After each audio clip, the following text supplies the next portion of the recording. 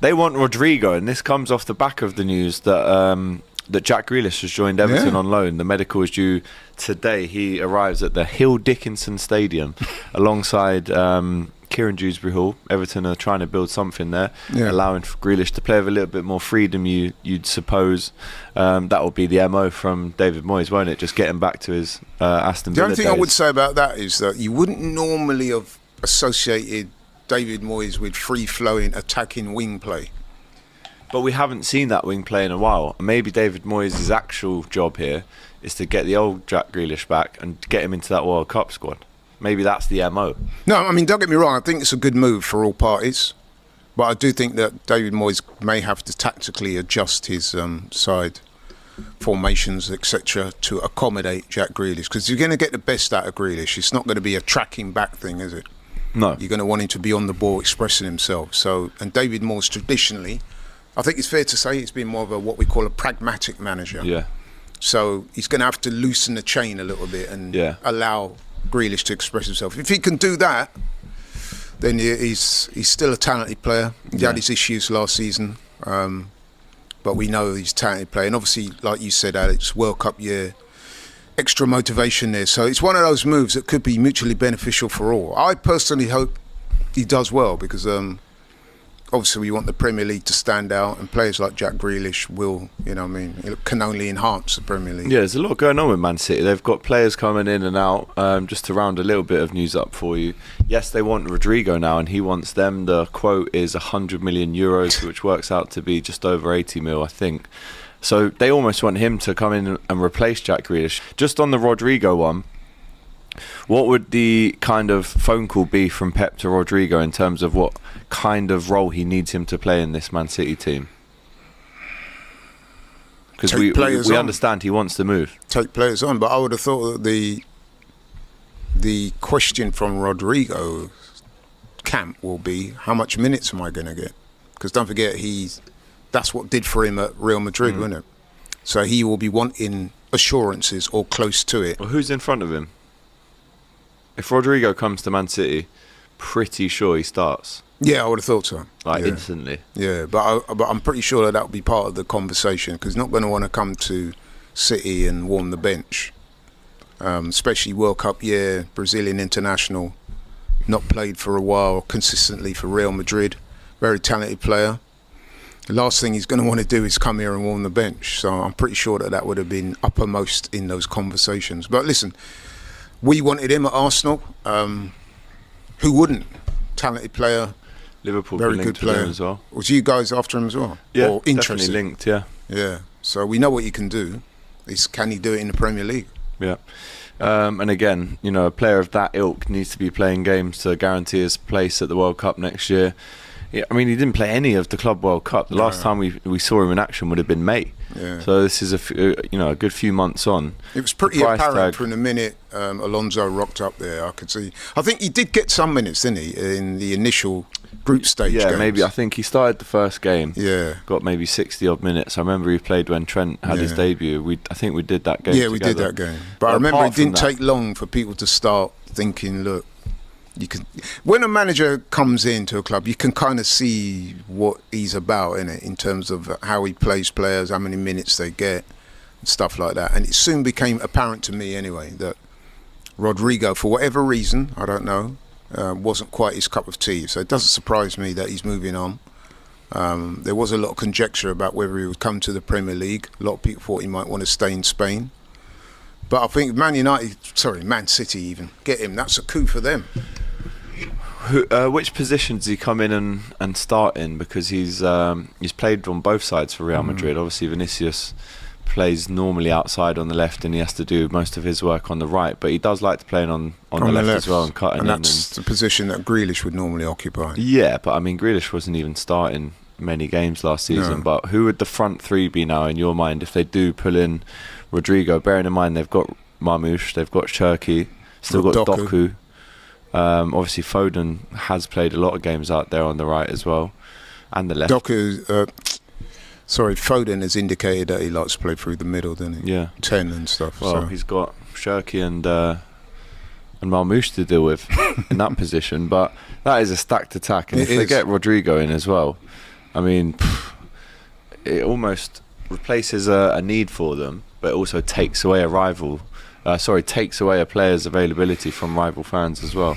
It's competition for places. And Savinho, again, he was supposed to be like the Mahrez replacement. He wears the same number, he cuts in on that left-hand side. We've seen glimpses, and he does look like some player, linked to Spurs now and open to the move. So there's, 2 wingers leaving and 1 coming in, potentially. Again, Savinho being open to the move would suggest that that's another player who wants to be playing regular football. The attacking lineup would be Rodrygo, Haaland and Foden, and that's just the 3, and then you've obviously got maybe a 10 behind them as well. Every boy hates Reece says Rodrigo on the left, Haaland up top, Cherki on the right and Foden in the 10, but then where does Marmoush play? So that's the kind of options that they've got at the minute. Even Oscar Bob, let's not forget him. I love that name, by the way. Zarek Zoni says Bob, Haaland and Rodrigo will be the lineup. Is that the best name in the Premier League? Oscar Bob. I love that. Obviously, Haaland starts through the middle, but I would have Rodrigo, if he does come, and Marmoush. Marmoush really excites me, actually. Really good player. Quick, can dribble, can shoot, scores good goals. Yeah, and he had a very good start to his Premier League career, didn't he? We see. Benji97 says Rodrigo, Haaland, Foden with Cherki in the 10 and Marmoush and Bob as quality depth for Haaland or as a second striker. Marmoush has played that role, hasn't he, as almost like a fake 9 for Eintracht Frankfurt, and everyone was after him. And I think it was his goal that won goal of the season in the end. Was it last day of the season at home to Bournemouth? Oh, yeah. That absolute screamer into the top left corner. But based on what we've seen last season, surely Foden wouldn't start, would he? I don't think he'd done enough to deserve that. I don't think he would start if the game he was needs tomorrow. To work his way back into that team. Again, World Cup year. We talk about that as well. And again, for England, he hasn't really ever held down a firm kind of spot / the manager even knows his best position. And they've got Doku there as well, who we've barely mentioned. But I think, if you're going like Liverpool, like Arsenal, for 2 trophies, maybe 3, then you need quality in every position, especially in that kind of killer man number 9 position. I think yesterday it was quite obvious with Liverpool. Ekitike was brilliant when he was on the pitch. But in terms of spending that 100 million euros on Rodrigo, well, they could afford to, right? Yeah. Because they brought in, over 20 million pounds for Makati, and then obviously trying to get as close to 50 million euros for Savinho as well. So, they've sold well. But let's not, going back to the earlier point that I make, do we need to question Pep more? Let's not pretend like they don't just throw money at issues, and then if it doesn't work, the shiny toy's broken. After 6 months, it gets gone. But they do sell as well. They do. But what's interesting about City is that prior to today, a lot of people were saying that they'd been relatively quiet. They'd done a lot of their business early, There'd not been too many headlines surrounding City up until now, and then all of a sudden, boom, they've gone in for Rodrigo, who, like I said, was a target for Arsenal, Liverpool, 1 or 2 other clubs. And if they get Rodrigo, that would be a major coup for them, I would have thought.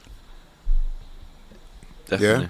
So we'll see, but that would be typical Man City because they do like a big name player. Yeah. And if it doesn't work, see you later. Exactly. So they've got loads of memes of James Trafford watching City sign Donnarumma, going, what is going on? But they are interested in Rodrigo as well, Donnarumma. And it was Fabrizio who said 3 hours ago that Manchester City make contact with PSG to ask Donnarumma for the deal conditions. The current PSG request is around 50 million euros, deemed too high, and the deal would only be possible if Ederson leaves. Chelsea not in the race. Gio will soon clarify his position after Galatasaray made direct approach with Manchester City for Ederson as their main target as goalkeeper. Donnarumma option is never seen as a concrete, with Galatasaray focused on Ederson. That was before the last bit of news, but the talks are still ongoing. It could be key for City pursuing Donnarumma. So where does Donnarumma end up? If I had who needs him more? I'd say definitely Manchester United. Yeah. If I had to guess, provide an educated guess, it would be Man United, simply because they were the first ones to really express an interest in him. And he had said, by all accounts, that he was interested. In fact, he made it clear that he wanted the move.